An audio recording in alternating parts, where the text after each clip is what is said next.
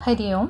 ശ്രീമന്നാരായണീയം ദശകം 15 കപിലോപദേശം ശ്ലോകം 6. അഹഹ ബഹുലഹിംസാ സഞ്ചിതാർത്ഥൈ കുടുംബം പ്രതിദിനമനുപുഷ്ണൻ സ്ത്രീജിതോ ബാലലാളീ വിശതി ഹി ഗൃഹസക്തോ യാതനാം മയ്യഭക്തഃ കപിലതനുരിതി ത്വം ദേവഹൂത്യൈ ന്യഗാതീഹി.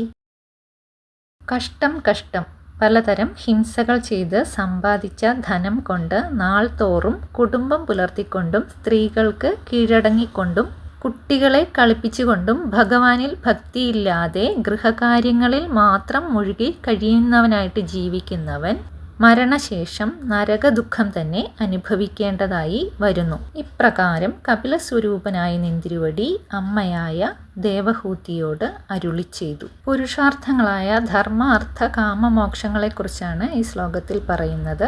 ഭഗവത് ഭക്തി ഉണ്ടായാൽ കുടുംബാസക്തി ഉണ്ടാവില്ല. പിന്നെ ഹിംസാദി കർമ്മങ്ങൾ ചെയ്യില്ല. നരകപാതത്തിന് ഇടവരികയുമില്ല എന്ന് ഭാവം. പുണ്യപാപ മിശ്ര കർമ്മങ്ങൾ ചെയ്യുന്നവർ വീണ്ടും വീണ്ടും ജനിച്ചും മരിച്ചും ഭൂമിയിൽ ജീവിതം തുടരുന്നുവെന്നും പറയുന്നു.